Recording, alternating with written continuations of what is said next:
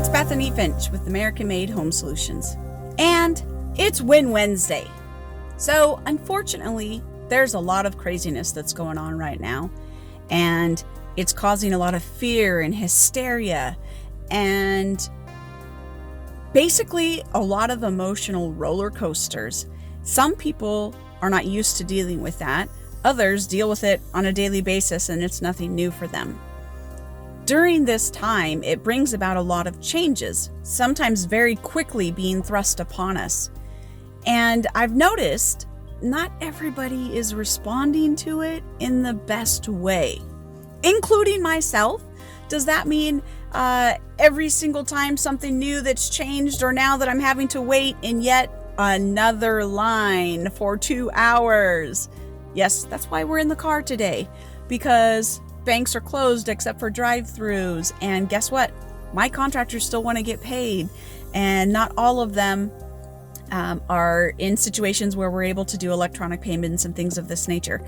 So we're doing the best we can to continue to move forward and adapting to those changes. But just like this, when I'm waiting in line, right? Things could get very negative in a very quick moment. And I say that to say, I'm looking around at all the other cars in line. Some people are just getting more mad and more frustrated the longer they have to sit there and wait because they're not used to that.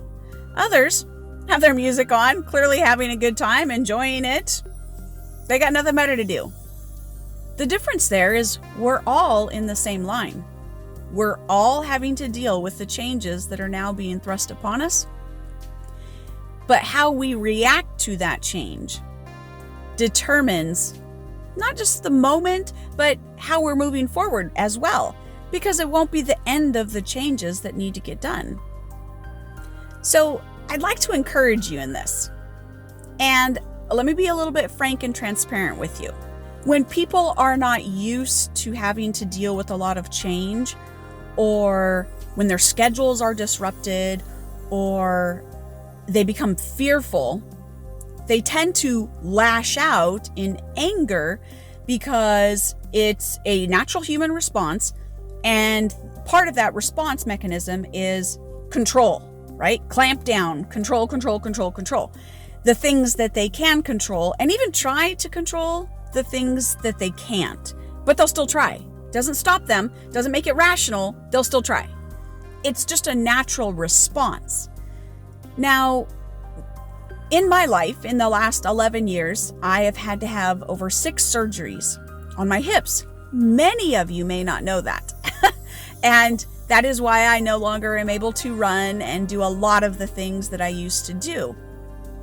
But during that time, because of the medications and the processes and the ups and downs of all the surgeries, failed, positive, all of that, and the progression of how long it took, not to mention real life was still going on and I still had to deal with it on top of everything else.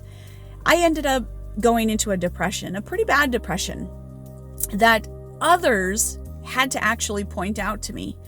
It literally took an intervention from my attorney, of all people, and my husband, cornering me and completely sideswiping me and saying, look, Bethany, this is not you. You don't say these things. You don't do these things. You don't act like this. This is not you. We think this. When they said it, they weren't doing it to be mean. They weren't doing it to put me down. They weren't doing it to do anything but try to get my attention. A lot of things in the days ahead are going to be vying for your attention. Not all of them need your attention, right? There's a lot of stuff out there on social media and a lot of things. People have more time on their hands, right? So there's going to be even that much more being put out there on social media and email and online and on and on and on and on and on. Even the TV, you'll probably see a bunch more advertisements than even normal, okay? And we don't have to take everything in just because it's there. That's like we have a dozen donuts that we bought at the store and they're sitting on the counter, but that doesn't mean we need to eat them all at once, or that we even need to be the one that eats them all. Just because we can do something doesn't necessarily mean that we should do something. So I say this in love and hope and possibly encouragement for you. I don't mean this in a negative way. I'm coming from the heart when I say this. You know you better than anybody else. And when we're stressed, we don't feel like us. We feel anger or maybe just a heightened emotional state. Maybe normally we can deal with the pressures and we have a lot of grace with other people, and suddenly we're becoming very short-tempered, or things that would normally excite us or make us happy no longer do that, things of that nature. Those are some things that are kind of triggers that under extreme stress can provoke, perpetuate depression. And I'm not saying that we're all depressed or anything like that. And by the way, I didn't actually even use medicine because the doctors agreed, bad idea for Bethany. Not necessarily a bad idea for others, just in my situation, it was horrible, very, very bad. So I worked with a counselor for many years and had eyes on me and focused and actively working with me and making sure and keeping me accountable and holding me to the goals and personality of me and trying to get me back. And it took time. It didn't happen overnight. It took commitment. It took days when I really did not want to go and face that person, and I still had to go do it. It took recognizing that I wanted me back more than I wanted to stay at home at that moment. It took hard effort, and it didn't come overnight. Some days were definitely better and worse than others. But I say that to say this. If you know yourself and you know you function and do better and well with a schedule, and now you're off work because of this COVID-19, and your schedule is definitely out of whack. The kids are home now, and churches, we're not able to go to churches, and your social events, things that you used to do, those are all not available as well. I mean, your schedule is just out of whack. But you found comfort and a sense of security and peace in there. You may not have even known that you did. And now that you don't have a schedule per se, it's upsetting to you. We want to help you, okay? In this, recognize that. One of the other things that can help or perpetuate, I don't know if you've noticed, but society at large praises beauty. They are nice and kind and treat it completely differently than what they view as ugliness. Okay? So when I say that, I mean this. If you wear your sweatshirts, sweatpants, and ratty old t-shirt, no hair, no makeup, don't even comb your hair, don't brush your teeth, and you want to go to Walmart, guess what? Most everybody treats you like trash. People don't even show kindness as opening the door for you. I mean, it's just unbelievable how different people treat you. You get your hair done, you do your makeup, you put some decent clothes on. They don't have to be even nice clothes, just decent clothes, right? Not ratty, it looks like you put some time into your personal hygiene or whatever that day. People will actually treat you with common courtesy. So one of the things that I learned is that when my pain levels were at their worst, if I took the time to get my hair and makeup on, put some decent clothes on, I would feel better. I didn't feel better at the moment I did it. I felt better when I went out in public and people weren't treating me bad. I already felt bad. I didn't want any more bad treatment. So I had to help others help me. That may seem backwards, but that's just society. That's the way it is.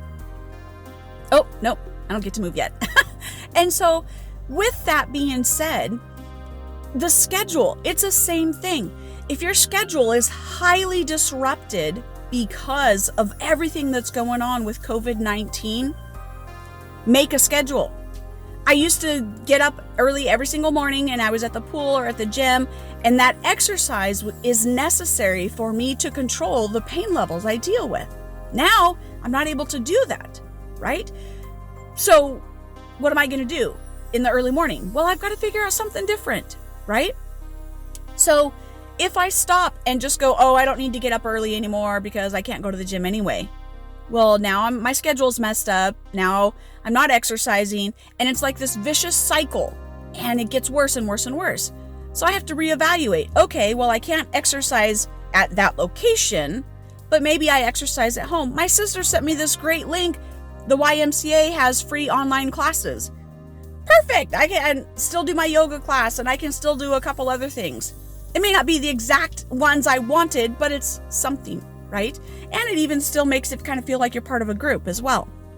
There's a lot of virtual stuff now with all these trainers and different things like this, and technology is an amazing thing. But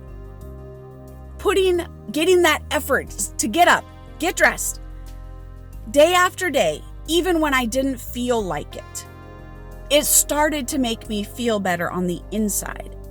And the difference was, I could start looking back and realizing those days that I just laid around in my pajamas and never got dressed and never did my hair and makeup, I felt different. And when I felt different, I treated others different. I responded to things differently. My perspective on how I dealt with the stress of the day was different. So I want to offer hope to you. Stick to a schedule. If you normally get up, guess what? You're still going to have to go back to work, right? They're going to lift this. You're going to be going back to work. It's still going to have to happen, right? Now you just get to change it up a little bit. So instead of maybe going and spending 8 hours a day somewhere else, working for somebody else, maybe you're going to take advantage of this time to do some training, some education. Maybe you take advantage of this time to get those projects done around the house that you have not had any time to get done because it was always dark when you came home. Guess what? It's daylight now. You can do that. Maybe you get to spend some much needed time with your family, catching up with them on their school and their lives and everything that's going on. Maybe it just gives you an opportunity to sit back and refocus. Maybe you were working a job that you didn't really enjoy. Well, now you have an opportunity because now you have time to go find them. We want to provide resources as well. So if you are still struggling to find resources that are available to you, many people are unaware that there are resources available. Each state that you're in is putting out resource package. So go to your state website. If you're a small business, go to the SBA website, Small Business Association website, and take advantage of these resources.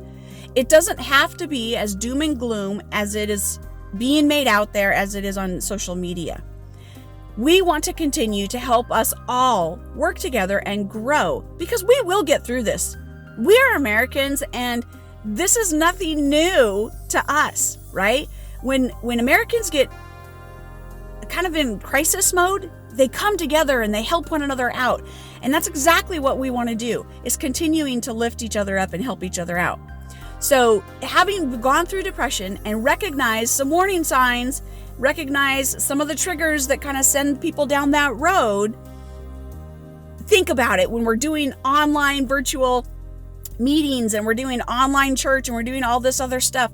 When we get out of that routine and we get out of that taking the time to prepare ourselves either for that meeting or for fellowshipping with others or whatever it is, it changes how we respond up here. And we want you to be at your absolute best. So share this video with someone else because we're all going to need it.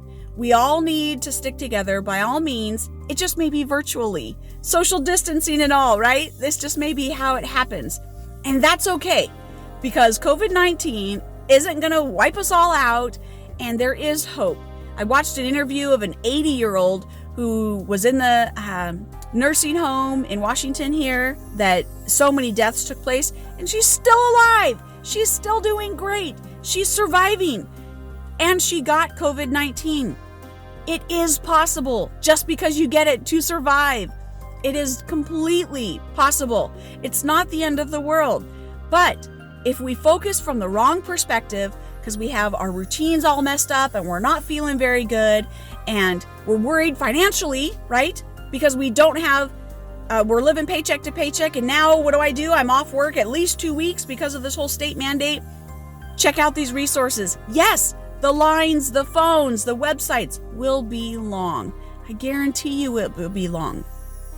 But that's okay, because you have the time to get it done now. So you don't have to sweat that anymore. Be thankful for the time to take care of the things that you need to, and put a new plan in place. Put a new schedule in place. Give yourself a new routine that makes you feel good about you, about the hope, about the future, that you can help your family and all the others around you as well to continue to move forward in 2020. This isn't a setback.